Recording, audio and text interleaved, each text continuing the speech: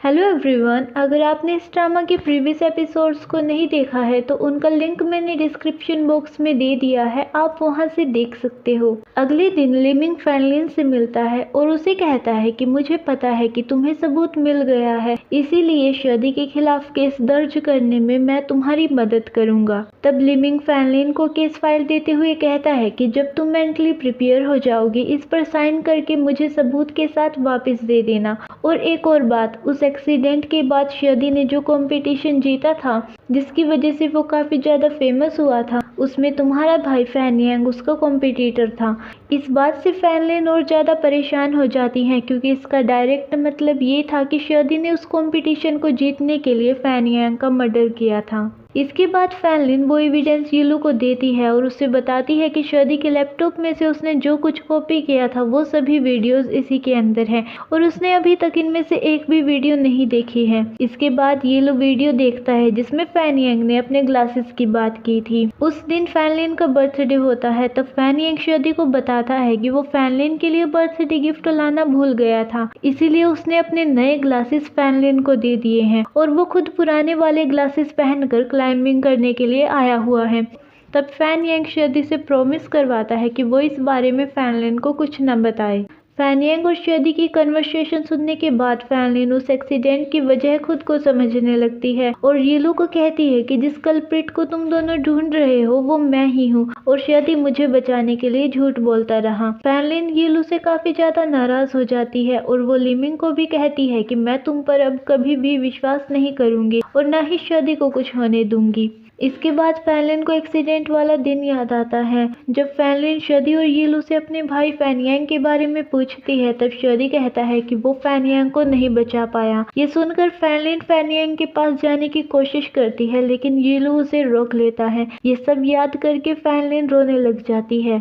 इधर येलो लिमिंग को कहता है कि हम दोनों ही शादी के बारे में गलत सोच रहे थे और अब मैं फैनलिन को फेस नहीं कर सकता, इसीलिए जल्द ही यहाँ से वापस चला जाऊंगा। लेकिन लिमिंग अब भी मान नहीं रहा होता और कहता है कि एक वीडियो से कुछ नहीं होता, हम शादी के खिलाफ और ज्यादा सबूत ढूंढेंगे। अगर शादी सच में गलत हुआ तो फैनलिन पर क्या बीतेगी, क्या तुमने कभी सोचा है?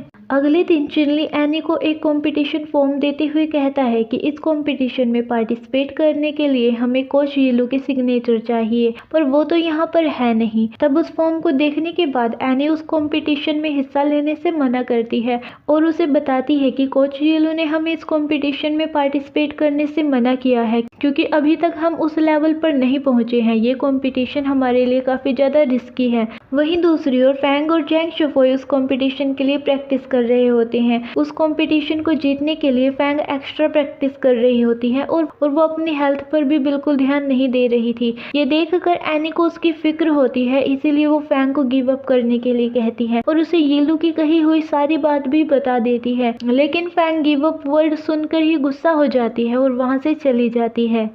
एट लास्ट एनी शादी से मिलने जाती है और उसे अपनी बातों में फुसलाने की कोशिश करती है और वो शादी को झूठ बोलते हुए कहती है कि जब से तुमने माउंटेनियरिंग क्लब को छोड़ा है तब से फैंग हमेशा उदास रहती है। वो अच्छे से खाना नहीं खाती, किसी से बात नहीं करती और मुझे डर है कि अगर वो खुद को हैंडल नहीं कर पाई कहीं कुछ गलत न कर बैठे। फिर एनी शादी को वो शर्ट देती है जो शादी ने उस दिन फैंग को दी थी और उसे कहती है कि फैंग ने आपको कल शाम हॉटपॉट रेस्टोरेंट में बुलाया है, अगर आप फ्री हो तो प्लीज आ जाना। और साथ में एनी उस फॉर्म पर भी शादी के सिग्नेचर करवा लेती है। इसके बाद चिनली और जैंग शुफोई शादी के सिग्नेचर देखकर एनी की तारीफ करते हैं। तब एनी फैंग को शादी से मिलने के लिए हॉटपॉट रेस्टोरेंट जाने के लिए कहती है, लेकिन फैंग समझ जाती है कि एनी ने शादी को इमोशनल ब्लैकमेल करके अपना सारा काम निकलवाया है। वहीं दूसरी ओर फैनलिन काफी ज्यादा उदास होती है। तभी उसे फैनयांग दिखाई देता है जो फैनलिन को उसके स्फेयर ग्लासेस देता है। फैनलिन फैनयांग को छूने की कोशिश करती है लेकिन वो एकदम से गायब हो जाता है और उसे वहां पर ना देखकर फैनलिन फिर से रोने लग जाती है। इधर येलो बार बार फैनलिन को कॉल कर रहा था लेकिन वो उसके कॉल का कोई आंसर नहीं देती, जिससे येलो परेशान हो जाता है। तभी वो फैनलिन को बालकनी में बैठा देखता है और घबराकर उसके पास जाता है और उसे अंदर लेकर आता है और फैनलिन को कहता है कि चाहे कुछ भी हो जाए तुम्हें इस तरह की हरकत करने की जरूरत नहीं है। जीलू को लग रहा था कि फैनलिन उस बात से परेशान होकर सुसाइड करने वाली है, लेकिन तब फैनलिन उससे कहती है कि जैसा तुम सोच रहे हो वैसा कुछ नहीं है, मुझे अंदर अच्छा नहीं लग रहा था इसलिए मैं बाहर स्टार्स देखने आ गई थी। ये सुनकर यीलू काफी ज्यादा रिलैक्स फील करता है। तब फैनलिन कहती है कि यीलू, क्या तुम जानते हो मैं तुमसे नफरत क्यों करती हूँ? दरअसल जब भी मैं तुम्हें देखती हूँ तो मुझे ऐसा लगता है कि मैं खुद को देख रही हूँ, जिसकी वजह से मुझे हमेशा याद रहता है कि मैं काफी ज्यादा कमजोर हूँ और डरपोक हूँ। पर मैंने अब डिसाइड कर लिया है कि अब मैं कमजोर नहीं रहूंगी, जो मुझे चाहिए मैं उसे पाकर रहूंगी। ये सुनकर यीलू से कहता है कि मैं बस इतना ही चाहता हूँ कि तुम हमेशा खुश रहो। शाम को फैंग हॉटपॉट रेस्टोरेंट पहुँच जाती है। इधर शादी भी उससे मिलने के लिए निकलने ही वाला होता है, लेकिन वहाँ पर फैनलिन आ जाती है, जिसके बाद शादी फैंग को मैसेज करता है कि उसे आने में थोड़ा टाइम लगेगा। फैनलिन उससे माफी मांगती है और उसे गोप्रो दिखाते हुए बताती है कि लिमिंग और यीलू को तुम पर डाउट था कि तुमने मेरे भाई फैनियांग को मारा है। मैंने भी उन दोनों पर यकीन कर लिया था, इसलिए अगले दिन नशे की हालत में मैं तुम्हारे पास आई और तुम्हारे लैपटॉप में जितनी भी वीडियोस थी वो सारी की सारी कॉपी कर ली। लेकिन उन वीडियोस को देखने के बाद मुझे पता चला कि उस एक्सीडेंट के लिए मैं ही रिस्पॉन्सिबल हूँ, तुम नहीं। आई एम सॉरी शादी।